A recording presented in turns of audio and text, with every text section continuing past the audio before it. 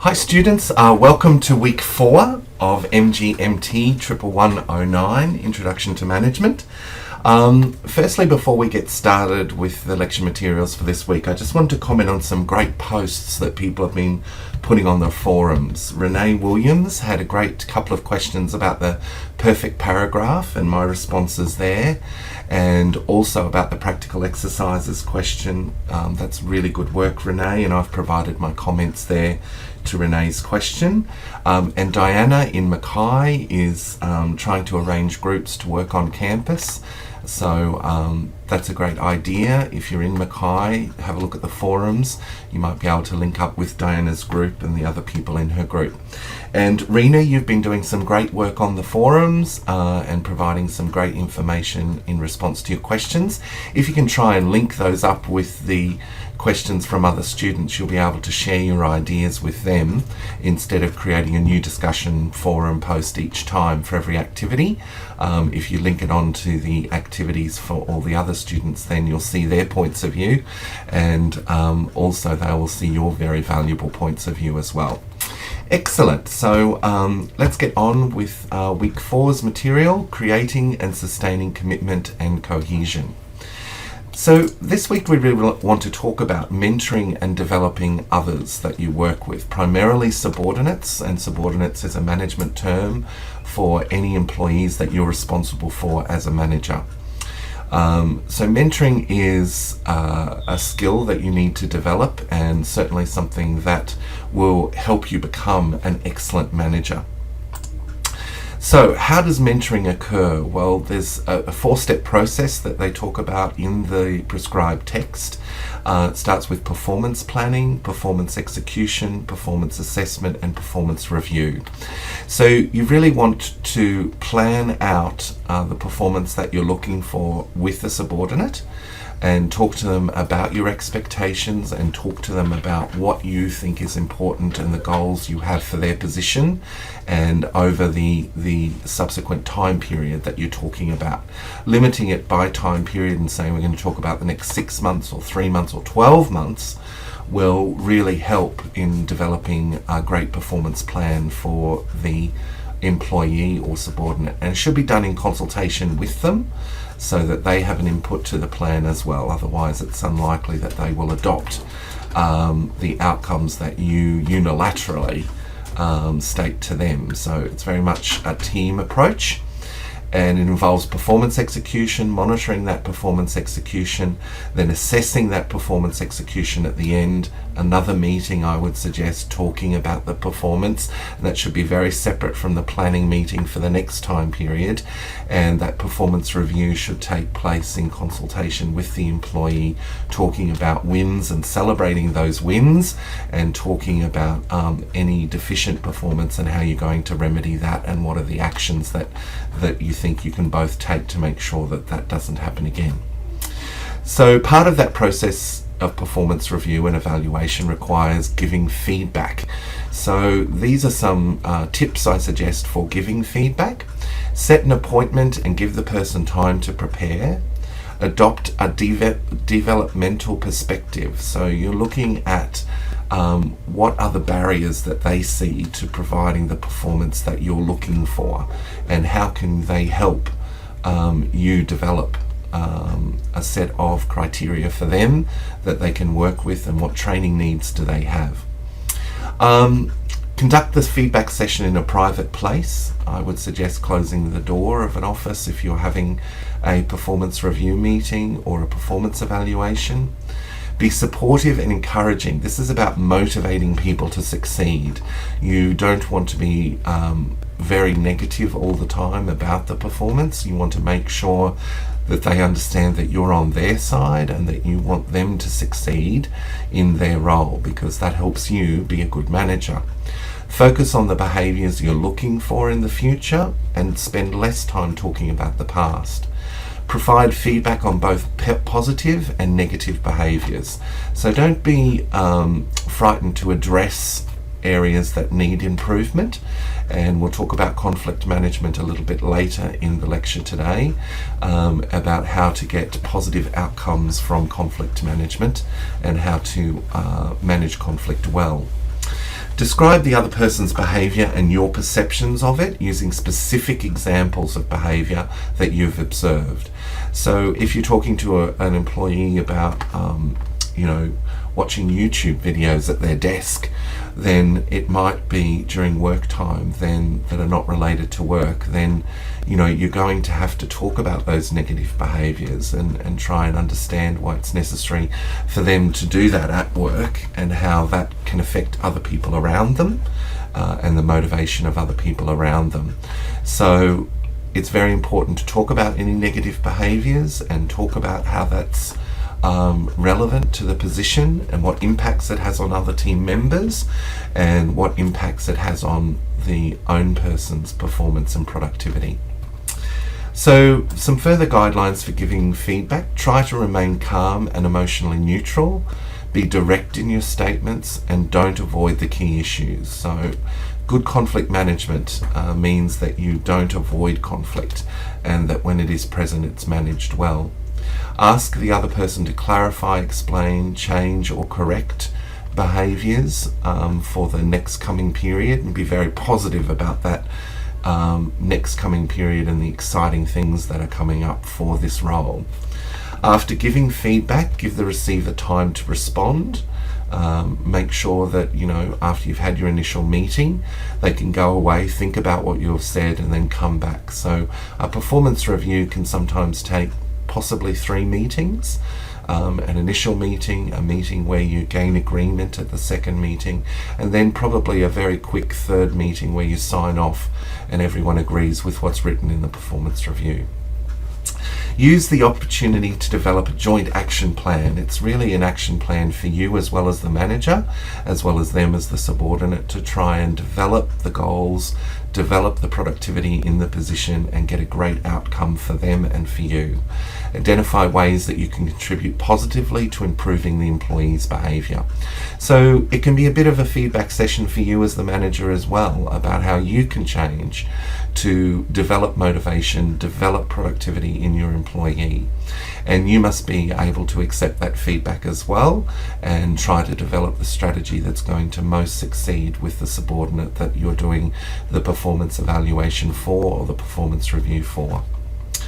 Okay, let's have a look at coaching. So in the 4-quadrant model, it's really important that you develop these roles: career advisor, a strategist, a performance appraiser, and a trainer.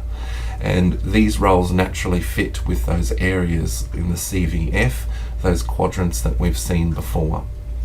So being an effective coach means developing those skills: career advisor, strategist, a trainer, and performance appraiser. So career advisor might be talking to people about the opportunities, where they might go with their career. Are they happy with their current position? Are they looking for alternatives? Do they want to redesign their job? A strategist is someone who's looking at goals and setting goals with employees and talking about where they want to go to and how they're going to achieve that. A trainer means giving them the skills to be able to overcome any of those issues that they have in doing their job. So obviously training and having the right skill set is vital for success. And a performance appraiser, you have to be able to appraise performance and give feedback in a positive, encouraging way that motivates the employee, because motivation from an performance appraisal is the vital thing. So let's have a look at steps to effective delegation. So how you're going to delegate the tasks and goals to the position or the subordinate so that they know what they have to do to achieve the outcomes that you've set and that you've set down together. And it's about clarifying, meeting, allowing, checking, and recognizing. And the clarifying step is about what you want done and why it's important and appropriate for the individual to do that task. Meeting, you've got to meet with the employee to discuss the assignment and your expectations and to hear what they have to say about why those expectations are difficult to meet. Do they need training? Do they need barriers removed in order for them to achieve what you're going to agree on together? Allow the employee to do the task the way he or she feels comfortable doing it. Don't micromanage them and say you should be doing this today and that today. Make sure that you give some structure and allow them to make their choices about what they do at what time in order to achieve the goal. Check on the progress. Control is important as a manager. You'll see that in the course learning outcomes, that control is a vital step that a manager has to employ. And that control issue is like monitoring performance, making sure that deadlines are not going to be missed, but without micromanaging the employee. So possibly a weekly or monthly meeting might be required. You might need a project plan. You might need a Gantt chart. You might need these tools to be able to provide that control. Don't try and rush in and rescue things if they're not on track. It's really dangerous to try and always mother employees and make sure that they're constantly on track and developing the outcomes and deliverables from the project at all times. Make sure that they are supported if there is an issue, but it's really their issue to solve. You have to recognize an employer's accomplishments, and I think a lot of managers don't do this well, where they recognize the success that people have had, success that groups have had. I had a really good manager once who always called people together, put on a few soft drinks or put on some sandwiches at lunch, and we just sat around in his office and talked about the success that we recently had. And there was no negative feedback at those sessions. It was really lots of applause for the successful people that had done really well, a nice sandwich, a nice drink at lunchtime, chatting about how successful the outcomes had been. And I liked the way that he did that. He called people together for that regularly when there was a success to celebrate, and I think it's something that managers often overlook in their busy schedules. They think, right, well, I'm very busy today, I've got commitments and things like that. So always make sure that you're a manager that celebrates success. Managing groups and leading teams. Let's have a look at the skill set that you need to be a great leader of teams and great in groups. So there's advantages in team decision making. If the team makes a democratic decision where they're all involved, there's greater knowledge and expertise, a wider range of values and perspectives, greater employee commitment to implementation of the idea, and you might be more likely to overcome obstacles. And it develops and enhances your employees' skills and abilities. The disadvantages are that it can take more time. It can result in lower quality decision making if the team doesn't have the appropriate expertise, and we're going to talk about some of those challenges like groupthink and some paradoxes that come out of that if they're not good decision makers in your team. Some may over-contribute and always feel that they have to be speaking and talking in the group, guiding the group. That can be counterproductive at times because it stops other people from speaking. They feel that person has it all handled, so I don't need to contribute. You've got to make sure you get a contribution from all your team members to make it succeed. And you've got to make sure that others that aren't as willing to contribute, make sure they contribute. Make sure you call on them, make sure you hear their feelings, make sure you congratulate them when they participate. Team members may be too concerned with gaining consensus, and they might want to achieve an absolute sort of outcome where everyone thinks the same way. That can be dangerous for creativity. So there are 4 team player styles in the CVF framework. These are roles that people play within the quadrants. So communicator, challenger, contributor, and collaborator. You have to have all these skills as a manager. You have to be a good communicator. You have to be able to challenge people to contribute, challenge people on their ideas. You have to be able to be a good contributor yourself and add positively to the group. And you have to be able to collaborate and work with other people. That's essential in being a good manager. All right, increasing meeting effectiveness. Well, one of the ways that a lot of productivity is lost in organisations is meetings that don't run well, that aren't productive. So one way you can increase a meeting's effectiveness is to prepare for that meeting by setting objectives, selecting participants to contribute, selecting a time and place, and setting an agenda. It's all about good planning. Planning is an important step in the CVF framework, and also it's a course learning outcome for this course. So be aware that planning is important, and discussing planning in your assessment work will be vital for success in your assessment in this course. In running the meeting, you want to start on time. You want to have someone who can take minutes, someone who can review the agenda, make sure participants know each other, follow the agenda, keep the group on track, minimize interruptions, encourage participation, and restate the decisions that the group has made. You want to follow up the meeting by distributing minutes and checking on progress of any assignments that have been allocated at the meeting. It's important to talk about the model for how teams and groups develop over time. There's forming, storming, norming, performing, and adjourning. It's a staged model of team development. You can find lots of information about this particular model in the literature, and I would encourage you to do some research for your assessment about this model. It will really help you to deconstruct the assessment and provide some good feedback and good information about working successfully in groups for Assessment 1 and Assessment 2. Have a look at, now we're going to have a look at managing and encouraging constructive conflict, and how constructive conflict should be managed so that it's positive in its outcomes and actually assists all people to move on in a positive and motivated way. Firstly, we're going to discuss the Abilene paradox.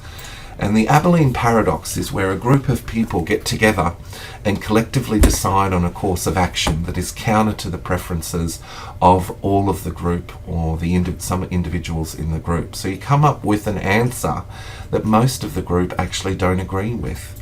And it involves a weakness in that group of being able to make decisions, of being able to come to consensus, where they're too concerned about consensus and group communication, that each group member mistakenly believes that their own preferences that they have are counter to the group, and they don't raise their objections about the final decision that's been adopted or generated by the group. So a common phrase that people might use when they're experiencing the Abilene paradox is a desire to not rock the boat. So people will not speak up. They'll think that other people think differently to them when in fact they think the same, and they will not want to rock the boat, so that they will go along with a decision that's substandard and not the best outcome for the group. And it's a bit different from groupthink, where groupthink is developed by people in groups, not acting contrary to their conscious wishes. So groupthink is where a substandard decision is arrived at due to suppressing your conscious wishes and a desire to feel good about the outcomes. All right, let's have a look at a model of conflict management approaches. So these are approaches that most managers from time to time take, and you'll see that there is one of avoidance, which is in the bottom corner of this model on the left-hand side, and avoidance is unassertive and uncooperative, and certainly a bad outcome. Collaboration in the top right of the diagram is certainly a more desirable outcome, and then we have accommodation, compromise, and competition. So facilitating constructive conflict, how do you set up an environment where you can discuss conflict and it leads to a positive outcome? Well, certainly you have to face the conflict. You can't avoid it. That's very dangerous. You have to decide on how you're going to approach the other person, and there is a task in the assessment that you can choose that will help you develop a plan for constructive conflict. Meet in a neutral environment. Let each person state their personal views. Try to find a mutual definition of the conflict and generate potential solutions. Search for a mutually acceptable solution and decide what will be done and who will do it. And figure out what you have learned and both gain agreement about that particular step. I just want to spend a little time talking about advocacy groups and how it's important to understand and listen to advocacy groups, and that certain groups can have different positions that they adopt on certain issues. Allow groups to gather to talk about their positions, so it's very important as a manager that you provide resources and time for advocacy groups to get together and come up with decisions, come up with recommendations for the organisation. It's important to hear them. It can be difficult to hear them at times as a manager, but it's very important that you allow those advocacy groups the resources to form and come up with outcomes. Each group presents a position and asks a question of the other group. Note that the goal is not to win, but to hear the different ideas, information, theories and conclusions. It's very important that people allow other people to speak and don't speak over the top of other people in these situations. Each group seeks additional information to address each other group's questions, as well as to understand other groups' questions. Groups work together to develop a synthesis of different alternatives. So these can be really great information gathering sessions that can give you different points of view and be very creative for the organisation to come up with solutions that solve problems. So advocacy groups, very important that you allow the resources for advocacy groups to form. So that's the lecture for this week. It's quite dense in its detail, and there's quite a bit of research that you will have to do outside the textbook over the 12 hours that you have to spend on the course per week. And that research will really pay off when it comes to writing your assessment. So have a look at journal articles, have a look at peer-reviewed texts and find those materials. What you shouldn't do is look at Wikipedia or Google or quote someone's blog. They are not peer-reviewed references and they will not meet the criteria for the assessment. Have a look at that criteria sheet in the guidelines for assessment 1, which is probably your top priority at the moment. You should have started the assessment already, it being the commencement of week 4, and started to plan out your assessment and have your thesis statement done and start gathering that research and working out which research is relevant. If you've got any questions, post them on the forum or contact me, but have a great week. All right, take care. Bye-bye.